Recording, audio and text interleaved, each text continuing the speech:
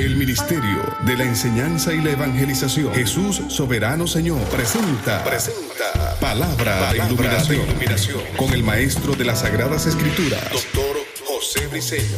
Quédate con nosotros para que recibas las bendiciones que el Dios Eterno ha plasmado para ti en su palabra. Esto es Palabra de Iluminación. Bendiciones. De nuevo el Maestro José Briceño, transmitiendo la verdad verdadera, la verdad absoluta. Ese contenido que tiene el texto sagrado en relación al pensamiento de Dios, en relación al pensamiento de las tinieblas, dígase cómo piensa Satanás, los demonios, los súbditos, y en relación al pensamiento de cómo pensaron los hombres en su opinión. Maestro Briceño les transmite desde el estado de Texas, la hermosa ciudad de Dallas, transmitiendo, por ende, para un mundo internacional, pasando fronteras. Estamos bendiciendo, estamos haciendo el trabajo, informando, expresando, presentando esas verdades que están plasmadas en el texto sagrado.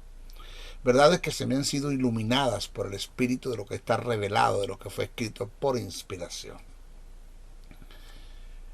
Estamos desarrollando el tema de lo que es la escatología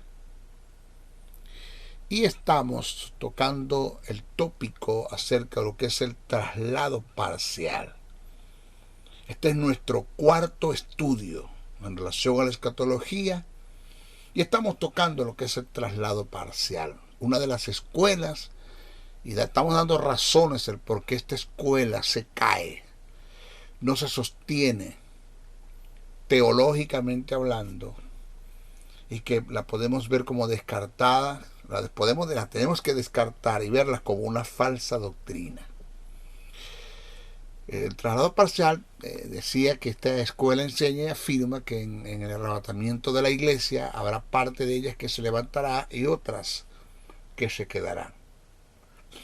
Y esta escuela discute que no todos los creyentes serán tomados en el traslado de la iglesia. O sea, no todos los hijos de Dios con justicia, con vida, que han sido regenerados, se van, sino que habrá un grupo que se va y otros que se quedan. Solo los que estén velando, según esta escuela, y esperando ese evento, y que han alcanzado cierto grado de espiritualidad y un alto nivel de santidad que lo hace digno de ser incluidos en dicho traslado, esos son los que van a tomar, esos son los que van a participar. ¿Ya? Y la posición de esta escuela tiene sus fundamentos en un mal entendimiento debido a una mala interpretación del texto sagrado. Mala interpretación. Y presenté dos, por ahora, causas o razones por las cuales esta escuela pierde fuerza. La primera fue que debemos analizar en relación a esta escuela es que niegan lo absoluto, lo incondicional y lo equitativo de la salvación en la vida del hombre. O sea que la salvación que el Eterno impartió en el hombre es producto de la justificación y vivificación que emanó del ser de Dios mediante el Espíritu Santo. O sea, y de la única forma de aceptar esta escuela como válida es determinar que el grupo que se quedó en algún momento perdieron la justicia y la vida impartida por Dios, que eso es totalmente imposible. O sea, si nosotros hacemos un análisis exegético a la fuerza y la veracidad que tiene la justificación y la vivificación, es imposible que un hijo de Dios pierda su salvación, estando en el estado de regeneración.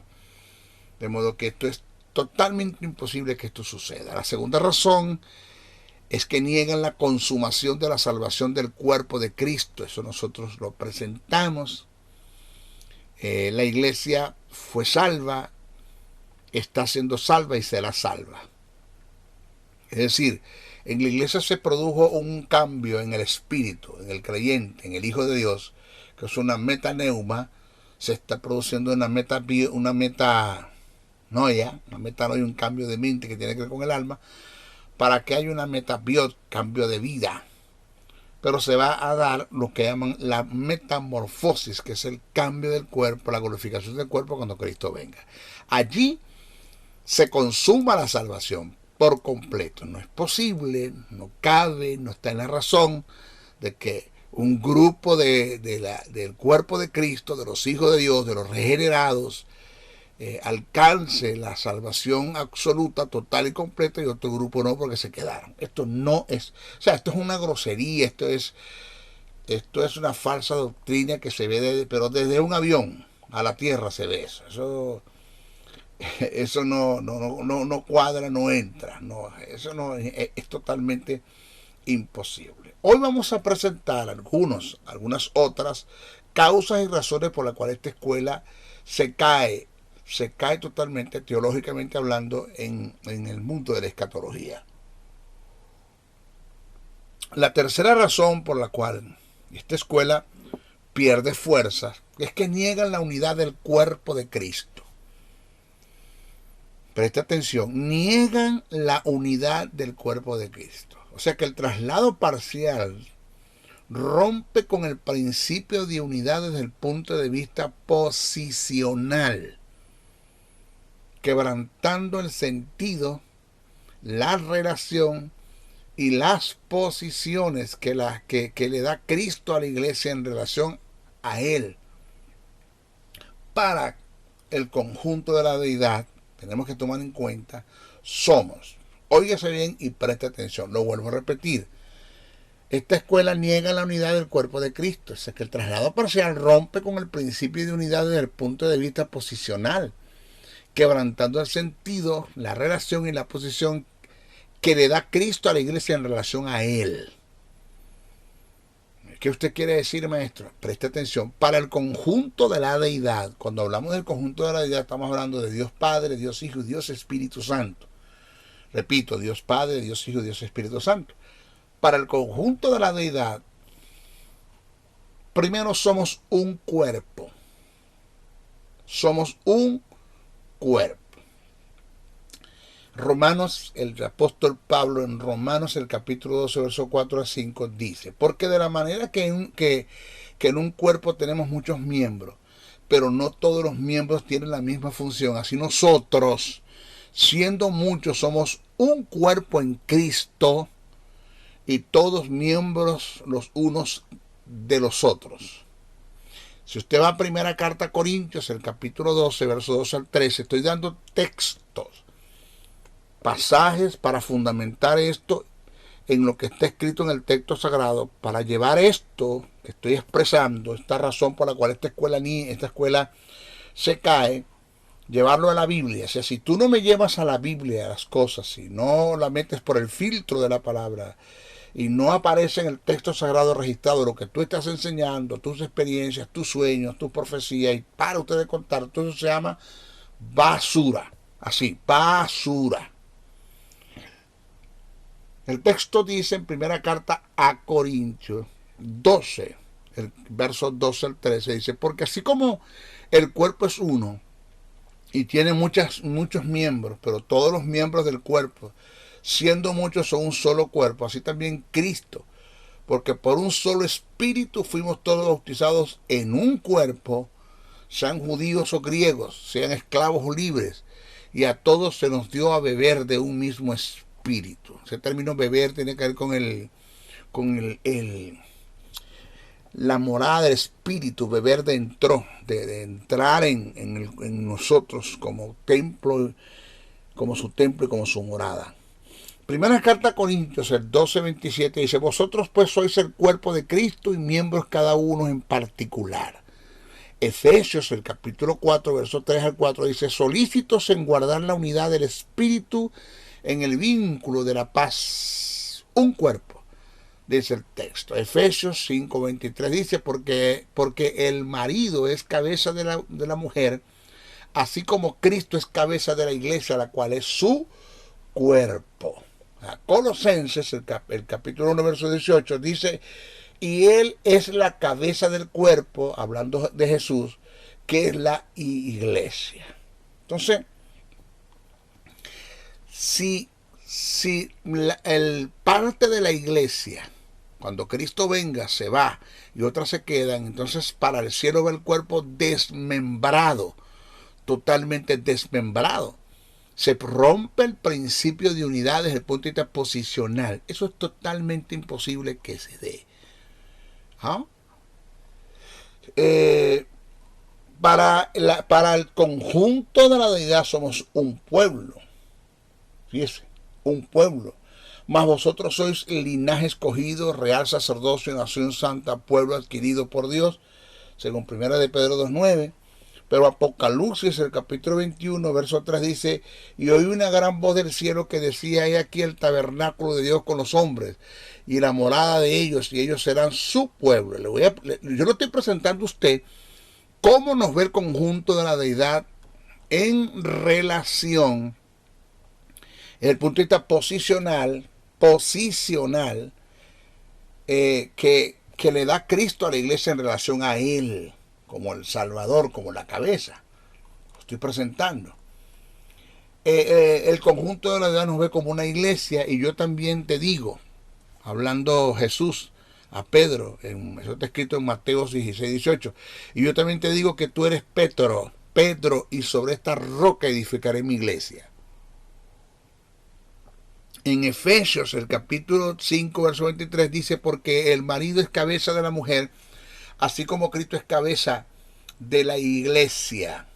Observe que el conjunto de la deidad nos ve como un pueblo. En primera carta a Timoteo, el capítulo 3, verso 15, dice: y esto te escribo, aunque tengo la esperanza de ir pronto a verte, para que si tardo sepas cómo debes conducirte en la casa de Dios, que es la iglesia del Dios viviente. El conjunto de la deidad nos ve como una casa, y todo esto tiene que ver con unidad. Esto te escribo, eso te he escrito, lo que voy a expresar ahora está en primera carta a Timoteo, capítulo 3, verso 15. Esto te escribo, aunque tengo la esperanza de ir pronto a verte, para que si tardo sepas cómo debes conducirte en la casa de Dios, que es la iglesia del Dios viviente. El conjunto de la deidad nos ve como una nación. Primera carta que escribe el apóstol Pedro, el capítulo 2, verso 9. Mas vosotros sois linaje escogido, real sacerdocio y nación santa, pueblo adquirido por Dios. Nos ve como un sacerdocio. Primera carta que escribe Pedro, capítulo 2, verso 9. Mas vosotros sois linaje escogido, real sacerdocio. Nos ve como una morada. Primera carta a Corintios, el capítulo 3, verso 16, dice: ¿no sabéis que sois templo de Dios y que el Espíritu de Dios mora en vosotros? Nos ve como Efesios 2:21 también afirma: en quien todo edificio bien coordinado va creciendo para ser un templo santo en el Señor, en quien vosotros también sois juntamente edificados para morada de Dios en el Espíritu. Nos ve como un templo. Dice primera carta a Corintios 3:16: ¿no sabéis que sois templo de Dios y que el Espíritu de Dios mora en vosotros? Pero Efesios 2:21 dice: en quien todo el edificio bien coordinado va creciendo para ser un templo santo en el Señor. Ahora, fíjese cómo nos ve el conjunto de la deidad. Nos ve como un cuerpo, nos ve como un pueblo, nos ve como una iglesia, nos ve como una casa, como una nación, como un sacerdocio, como una morada, como un templo. Eso está claro. Ahora, si el traslado de la iglesia se da desde el punto de vista parcial, si esto se va a dar parcialmente, un grupo se va y otro se queda, perdería la iglesia su relación con Cristo y dejaría de ser un cuerpo, un pueblo, una casa, una morada, una nación, un sacerdocio, un templo, y esto quebrantaría por total el principio de unidad, que eso es imposible que eso suceda. Eso no está en la razón de nadie, eso no cabe en la teología. Lo otro es que si la iglesia, si este traslado, si esta escuela es la realidad, es la verdad, es así como ellos lo presentan, que va un grupo que se ve, otro que se queda, el traslado parcial, la cuarta razón por la cual esto es imposible es que somete a la iglesia al periodo de la gran tribulación. O sea, parte de la iglesia se va con Cristo, pero parte de esa iglesia, el cuerpo, los justificados, los vivificados, los regenerados, los hijos de Dios, los que tienen el Espíritu Santo, tienen que pasar por la gran tribulación. Ahora, si parte de la iglesia estará en la gran tribulación, resta la posibilidad de que se manifieste el hombre de pecado. Y eso está presentado en el texto sagrado. Los cristianos que estaban en Tesalónica, perteneciente a la iglesia, estaban preocupados, temiendo que el traslado de la iglesia ya se había efectuado y que las persecuciones en las que estaban pasando, a la cual se refiere el primer capítulo oído de Tesalonicenses, eran señal de que ellos estaban en el día del Señor. Pablo es muy claro en este asunto. En la segunda carta que escribe a los tesalonicenses, dejó registrado que es imposible que estemos pasando por la tribulación, porque antes de que esto pase se tiene que manifestar el hombre de pecado. Y para que él se manifieste tiene que ser quitado quien se lo impide. Según el testimonio del apóstol Pablo, esto no es un invento del maestro Briceño, es el testimonio del apóstol Pablo, hay un agente presente que impide y detiene la manifestación del anticristo. Entonces, cuando hacemos un análisis del pasaje, exegéticamente hablando, respetando la ilación del pensamiento, tomando en cuenta los códigos, reglas y principios de interpretación, nos podemos percatar desde el punto etimológico, estudiando y analizando algunos términos usados en el pasaje, que Pablo está haciendo referencia es a la iglesia que está presente en la tierra, el cual Dios está llevando a cabo mediante el Espíritu Santo un programa que es único y exclusivo para el cuerpo de Cristo. O sea que en la proclamación del Evangelio de la cruz, este es el programa, que es un programa único y exclusivo que Dios está desarrollando mediante el Espíritu Santo, por el poder del Espíritu Santo en la iglesia, que es la proclamación del Evangelio de la cruz, anunciando a Jesús como el Cordero de Dios que quita el pecado del mundo. Esto es para el establecimiento de su reino en la vida de los hombres caídos en Adán. A este periodo se le llama la dispensación de la gracia, etapa que no puede por ninguna razón mezclarse con el tiempo de la ley, que tiene que ver con el periodo de la gran tribulación, que es la semana número 70, la semana gestada de la que habló el profeta Daniel. ¿Ok? Vamos a analizar el pasaje. Dice el texto: pero con respecto a la venida, término parousia que tiene relación con el arrebatamiento de nuestro Señor Jesucristo y nuestra reunión, recogimiento, dice el término, no es reunión, dice nuestro recogimiento, es el término que se utilizó en el griego. Con él os rogamos, hermanos, que no os dejéis mover fácilmente de vuestro modo de pensar, ni os conturbéis ni por espíritu, ni por palabras, ni por carta, como que si fuera nuestra, como que si nosotros lo hubiésemos escrito, en el sentido de que el día del Señor, venida para establecer su reino, está cerca. Nadie os engañe en ninguna manera, porque no vendrá que el día del Señor sin que antes venga la apostasía y se manifieste el hombre de pecado, el hijo de perdición, el cual se opone y se levanta contra todo lo que se llama Dios y es objeto de culto, tanto que se siente en el templo de Dios como Dios, haciéndose pasar por Dios. No os acordáis que cuando yo estaba todavía con vosotros, os decía esto. Ahora vosotros sabéis lo que los detiene. Ya la iglesia estaba clara en el asunto. Pablo les había hablado del tema. El lenguaje es claro para ellos. Dice: mas vosotros sabéis lo que lo detiene, a fin de que a su debido tiempo, o sea, el término tiempo es kairo, relativo a un momento específico, oportuno, ajustado a un programa, a fin de que en su debido tiempo se manifieste, porque ya está en acción el misterio de la iniquidad.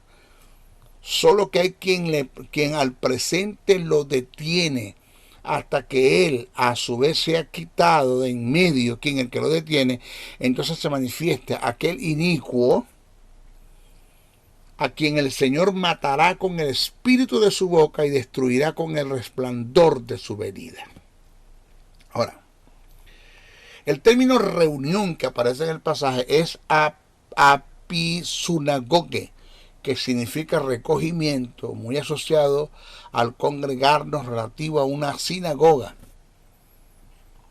que en este contexto tiene que ver con el arrebatamiento de los santos para el encuentro con el Señor. Por otro análisis, en el verso 7 del pasaje se consigue el artículo determinado él, con el participio presente lo detiene. Señores, sin lugar a duda está haciendo referencia a la iglesia como cuerpo. Según el análisis que le hicimos al pasaje, es imposible que la iglesia pase por la gran tribulación, porque estaría Dios sometiendo a la iglesia a la dispensación de la ley, que tiene un total contraste con la gracia. Ahora, cuando hagamos el análisis de la semana número 70 de la que habló el profeta Daniel, voy a dar mayores detalles del asunto. Ahora, presta atención. Hay quienes afirman en una forma descontextualizada, descarada, rompiendo la ilación del pensamiento, rompiendo los principios de interpretación. Hay quienes afirman que el agente que impide la manifestación del hombre de pecado es el Espíritu Santo. Aseveración que según el programa de Dios en la gran tribulación, que es el programa de Dios, tiene que ver con la predicación del Evangelio del Reino. Acuérdense que el programa que Dios está llevando a cabo en este tiempo es la predicación del Evangelio de la cruz a través de la iglesia, que no tiene nada que ver con el Evangelio del Reino. Cuando Jesús dijo y será predicado este Evangelio, no está hablando del Evangelio de la cruz, el que está predicando la iglesia ahora, que anuncia a Jesús como el Cordero de Dios que quita el pecado del mundo. En la gran tribulación se va a predicar el Evangelio del Reino, que anunciará a Jesús como el Mesías que se ha de sentar para reinar a las naciones. Entonces, repito, hay quienes afirman que la gente que impide la manifestación del hombre de pecado es el Espíritu Santo. Aseveración que según el programa de Dios en la gran tribulación de la predicación del Evangelio del Reino es contradictorio totalmente. Según lo registrado en Mateo 24, el verso 14, se predicará un mensaje que anunciará a Jesús como el Rey que se ha de sentar y gobernar todas las naciones. Dicho mensaje es el llamado el Evangelio del Reino, que no tiene nada que ver con el Evangelio de la cruz. Es el Evangelio del Reino. Acuérdense, el Evangelio de la cruz es el que anuncia a la iglesia en este tiempo, desde que Jesús muere y resucita y le da la gran comisión a los discípulos y a la iglesia antes de irse. Es el Evangelio de la cruz, que anuncia a Jesús como el Cordero de Dios que quita el pecado del mundo, y el Evangelio del Reino se anunciará en la gran tribulación en la semana número 70, cuyo evangelio lo predicará a los 144,000 y los 2 testigos. Evangelio, repito, reitero, que no tiene nada que ver con el que está predicando la iglesia, denominado como el Evangelio de la cruz. Jesús dijo, eso está en Mateo 24, el verso 14, y será predicado oído que no dice el Evangelio, ya voy a explicar gramaticalmente lo que significa el término y será predicado este Evangelio del Reino en todo el mundo para testimonio de todas las naciones, entonces vendrá el fin. Si analizamos el pasaje tomando en cuenta las gramáticas, cosa que no toman en cuenta los que leen Biblia, bien, no la toman en cuenta porque lo que hacen es que leen, no estudian. Tenemos en la iglesia un montón de gente que lo que hace es que lee Biblia, pero no estudia las escrituras. La Biblia no es un libro de lectura. La Biblia es un libro de estudio, se lee para estudiarla. Entonces, si analizamos el pasaje tomando en cuenta la gramática, nos daremos por enterado que para hacer referencia al Evangelio del Reino aparece un adjetivo demostrativo que hace una distinción de otro, que es el término este. Será predicado este Evangelio. Entonces, el adjetivo demostrativo, este término, el término este, que es el adjetivo demostrativo, indica en la oración que hay o habrá otro. De lo contrario, sería un error gramaticalmente usar dicho adjetivo. En el caso que sea el único que se predique, se debería usar es el artículo determinado el, no un adjetivo demostrativo, indicando, según el artículo determinado, indicando que no hay ni habrá otro en comparación. Pero se tomó en cuenta el término este, que es un adjetivo demostrativo, indicando que hay otro o que habrá otro. Entonces, el trabajo del Espíritu Santo en la gran tribulación en relación a la predicación del Evangelio del Reino, porque el Espíritu Santo no se va del mundo. No estamos hablando de omnipresencia. No me venga usted a decir, no, el Espíritu Santo es omnipresente, tiene que estar. No, estamos hablando de que Él no va a dejar de hacer el trabajo que está haciendo con la iglesia, de anunciar el Evangelio de la cruz, lo va a hacer con los 144,000 y con los 2 testigos y con todo el que se añade para la predicación del Evangelio del Reino. El trabajo del Espíritu Santo en la gran tribulación en relación a la predicación del Evangelio del Reino es hacer oído el convencimiento en la vida de los hombres de la monarquía o el reinado que se desarrollará en la vida del Mesías para que se cumpla el pacto davídico. Esto indica que el Espíritu Santo no será quitado. Él estará en el periodo de la gran tribulación. Quien será levantada es la iglesia, que es su morada. De esto da testimonio el profeta Joel en el capítulo 2, verso 28 al 29. Ahora, la salvación por gracia se da por el convencimiento de pecado. Oígase esto, la salvación por gracia se da por el convencimiento de pecado que el Espíritu Santo hace a los perdidos en la dispensación de la gracia, independiente de su nacionalidad, y pasan a ser parte de la iglesia, sea judío, sea griego, sea gentil, sea que sea, quien acepte el plan de salvación, sea justificado, sea vivificado y sea regenerado y pasa a ser hijo de Dios, es parte del cuerpo de Cristo en la iglesia, es un solo cuerpo. Vuelvo a repetir, la salvación por gracia se da por el convencimiento de pecado que el Espíritu Santo hace a los perdidos en la dispensación de la gracia, independientemente de su nacionalidad, y pasan a ser parte de la iglesia. Pero la salvación por obras se dará en el tiempo de la gran tribulación y será mediante el convencimiento que hará el Espíritu Santo a todos los perseguidos, para que se nieguen a ser sellados por el sistema que impondrá el anticristo.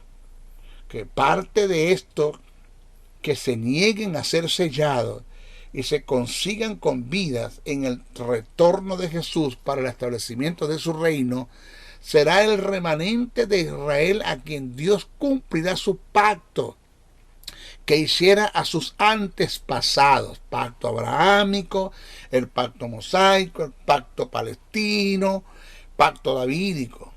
Ahora, si la iglesia pasa por la tribulación, habría una mezcla de estos dos tipos de salvación, la cual es imposible que se dé, negando la posibilidad de que haya un remanente que sea salvo por obras, remanente en quien el Espíritu cumplirá sus pactos. Acuérdense que el texto dice, el profeta Joel dijo en el capítulo 2, y en los postreros días derramaré de mi espíritu sobre toda carne para el convencimiento de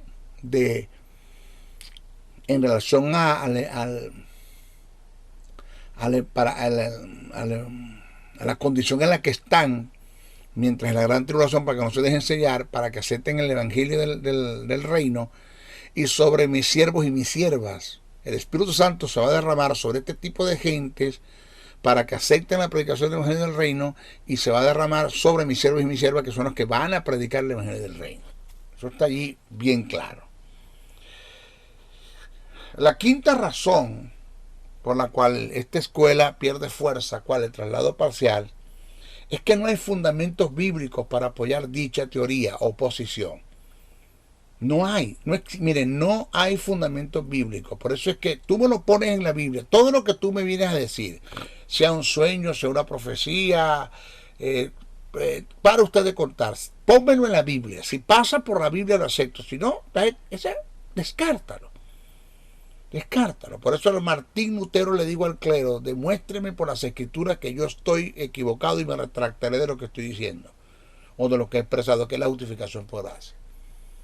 No hay fundamento bíblico para apoyar dicha teoría o posición, ya que los textos y pasajes que utilizan no tienen nada que ver con el arrebatamiento. No tienen nada que ver con el arrebatamiento. Por eso es que yo saqué en un segmento de respuestas del maestro que tengo en YouTube, di respuesta a una pregunta que me hicieron, que de cierto hay que el virus del COVID-19 y aún la vacuna que se hizo en defensa de este virus, que en realidad, que de verdad hay, maestro, que eso se hizo en el infierno, que en el infierno hay un laboratorio, porque ahí hay alguien por allí salió y que endemoniada, hablando al demonio que en el cielo en el infierno hay un laboratorio, que ya construimos la vacuna, en el infierno hay un laboratorio. Y los que están ahí alrededor, hablando en lenguas allí, y el pastor y que entrevistando al demonio. Es una ridiculez total y completa. Bueno, no solamente es el juicio por las escrituras, de que eso es totalmente falso, eso es mentira, no crean a eso, sino que determiné de dónde viene eso, dónde sucedió eso, dónde sucedió, en qué parte se dio, en qué iglesia se dio. Señores, por favor, me llamaron, maestro, que es cierto, eso se ve a ciencia cierta, que es un amarillismo, que es una mentira, que es una falacia, que esa muchachita, esa persona no está endemoniada. Agarran una aguja y le pullan una nalga. Que si siente la pullada no está endemoniada. Eso es mentira, eso es falso, no crean eso. En el infierno no hay ningún tipo de laboratorio, ni hay demonios que están como científicos preparando la vacuna. Eso es totalmente falso. Entonces, pónganlo en la Biblia. Para eso son la Biblia. ¿Quiénes son los que creen en esto? ¿Y a quiénes son los que engañan? Los que no conocen el texto sagrado. Vaya al texto sagrado y analice la doctrina de los infiernos. Estudie la doctrina de los infiernos, lo que es el Seol, lo que es el Hades, lo que es el Tártarus, lo que es el Abadón y lo que es el Geinón en el Valle del Hinón. Estúdialo cada uno, te vas a dar cuenta que en el infierno en ninguno hay ningún laboratorio. Eso es una falacia. Eso es lo que da risa y lo que da pena, y a mí como maestro me da dolor que estén engañando a la gente con eso. Bueno, ahora, ¿cuál es la quinta razón que esta escuela pierde fuerza? Que no hay fundamentos bíblicos para apoyar dicha teoría o posición, ya que los textos y pasajes que utilizan no tienen nada que ver con el arrebatamiento. Vamos a hacer un análisis en forma exegética de algunos pasajes que se tomaron para apoyar la escuela del traslado parcial. Y usted por sí solo, como yo me di cuenta, usted por sí solo se va a dar cuenta que dichos pasajes están descontextualizados, desfasados del pensamiento del emisor, rompiendo la hilación del pensamiento. Vamos a estudiar esto, ¿ok? Por ejemplo, el primer pasaje que toman es el de la parábola del trigo y la cizaña. Primer pasaje. trigo y la cizaña. Eso está en Mateos, el capítulo 13, verso 24. Mateos capítulo 13, verso 36 al 43. El texto dice así. Les refirió otra parábola diciendo, el reino de los cielos es semejante a un hombre que sembró buena semilla en su campo. Pero mientras dormían los hombres, vino su enemigo y sembró cizaña entre el trigo y se fue. Cuando salió la hierba y dio fruto, entonces apareció también la cizaña.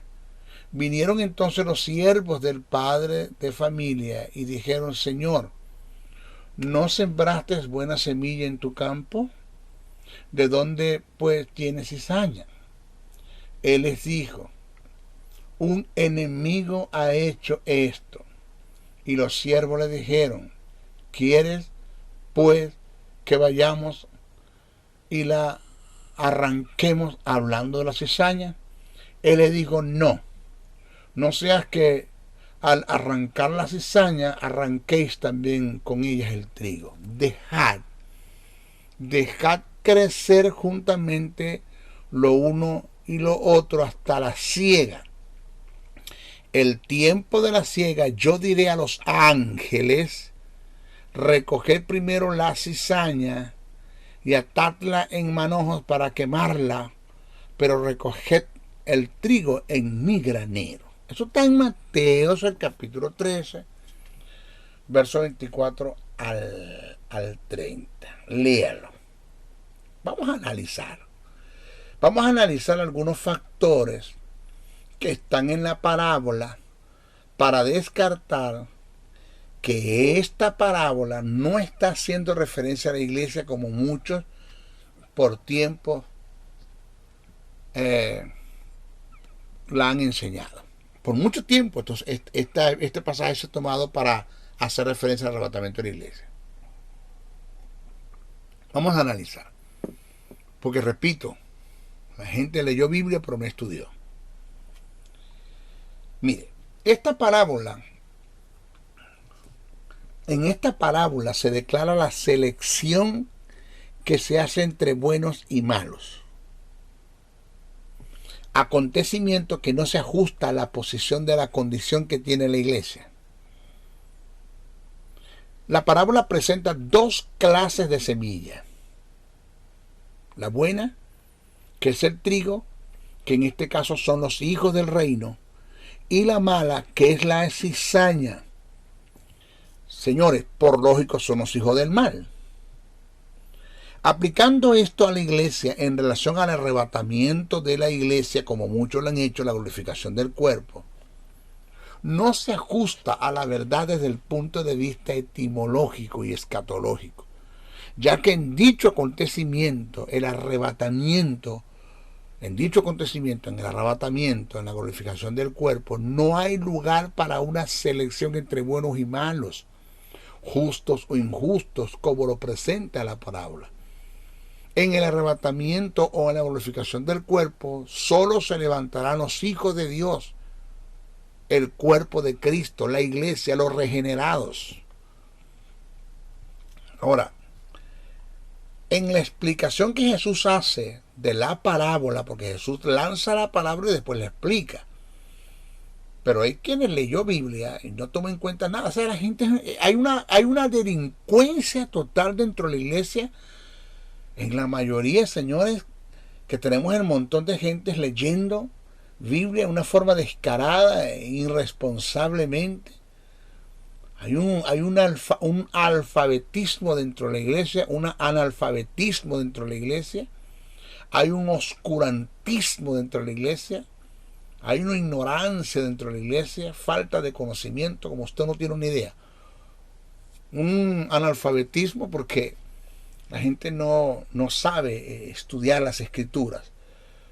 Hay un oscurantismo porque las verdades del reino no se han sido iluminadas. Y hay una ignorancia porque no se conoce el texto sagrado. Entonces, en la explicación que Jesús hace de la parábola, podemos observar que los elementos de la parábola algunas expresiones no se ajustan a la iglesia. Vamos a hacer un análisis de los elementos. Vamos a hacer un análisis. Vamos a ver. El término hijos del reino, ese término que aparece en la parábola, que utilizó Jesús en la explicación de la parábola, el evangelista Mateo nunca usó en sus escritos este término para hacer referencia a la iglesia. Lo hizo en forma exclusiva para hacer referencia a Israel. Según Mateo, el capítulo 8, verso 11, verso 12, Mateo 13, 38. Por igual el término llorar y crujir de dientes. Ese término llorar y crujir de dientes que aparece en el pasaje, en la parábola, nunca es utilizado en relación a la iglesia. Es una expresión que demarca el estado de lamentación en la que caerán las naciones por causa de no haber sido aceptadas para entrar en el reino milenial, después de haber pasado por el juicio. Y ellos serán destinados al lago de fuego, al infierno eterno.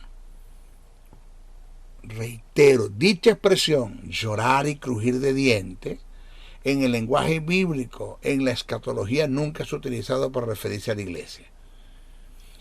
Lo otro es que el juicio mencionado en la parábola se dará al final del siglo, que indica el final de la gran tribulación, comienzo del reino milenial. Entonces el término ciega, ese término ciega, se usa para hacer referencia al fin del siglo, en la elección que harán los ángeles entre los hijos del reino y los hijos del mal, entre el trigo y la cizaña, según Mateo 13, 24, 30, Mateo 24, 31. Los segadores serán los ángeles, que tienen relación con los ángeles mencionados en Mateo 24, para hacer referencia a la escogencia que harán entre los hijos de la luz y los hijos de las tinieblas. Mateo 24, 31, búscalo para que vean. Mateo 24, 31. Que dicha escogencia no se ajusta a la iglesia, porque el cuerpo de Cristo, que es la iglesia, será arrebatada o glorificada por el Espíritu Santo, no por los ángeles. Los otros. La parábola de las 10 vírgenes. Este es otro pasaje que toma para apoyar y fundamentar el traslado parcial. Las 10 vírgenes, 5 insensatas, 5 imprudentes, las 5 que se quedaron, las 5 que se fueron. Aquí está el arrebatamiento de la iglesia. Resulta que la parábola de las 10 vírgenes no tiene nada que ver con la iglesia evangélica, ni con el arrebatamiento de la iglesia. Esta parábola encierra el juicio en el que va a ser sometida la nación de Israel para determinar quiénes y no van a reinar con Cristo en el milenio. No tiene nada absolutamente que ver con la iglesia. Esta parábola de las 10 vírgenes, que está en Mateo 25, verso 1 al 31, y la voy a explicar en nuestro próximo estudio. No nos va a dar tiempo ahora para seguir dando razones por las cuales la escuela del traslado parcial se cae, pero por completo, que esto no debe ser aceptado como una verdad doctrinal, es una falsa doctrina. ¿Okay? Bueno, se despide el maestro Briceño. No antes, sin decirle 3 cositas. Número 1, oren mucho por mí, manténganme en su oración. Número 2, por favor compartan este mensaje. O 4 cositas les voy a decir. Número 2, compartan este mensaje. No se queden con él. Número 3, suscríbase al canal. Denle clic a la campanita, suscríbase al canal, que cada vez que yo voy a subir un video, un estudio de esto, porque vienen muchos más. Vienen como más de 1000 estudios que voy a presentar. Estamos comenzando. A usted le va a llegar una notificación como estamos subiendo estos videos. Estos audio imagen. Denle clic a la campanita y que a la campanita suscríbase al canal. Y número 4, si usted puede aportar una ofrenda para este ministerio, hágalo, se lo agradecemos. De paso es un mandamiento que el apóstol Pablo hace conciencia de esto. Dice que sean copartícipes de toda buena obra que el que lo instruye en la palabra. Usted está siendo instruido, enseñado, pues aporte una ofrenda al maestro José Briceño a este ministerio para seguir trabajando. ¿Cómo lo hacemos, maestro? Ahí está en los caracteres está mi correo josen77 brisenoa77 @gmail.com, y está mi número telefónico 786-604-3352. Usted me escribe o me llama y me pregunta, maestro, ¿cómo lo hacemos? Y le doy la información. Pero se le agradece con honores el que usted pueda aportar una ofrenda para este ministerio. ¿Ok? Bueno, se despide el maestro José Briceño. Hasta nuestra próxima oportunidad. Bendiciones, bendiciones, bendiciones.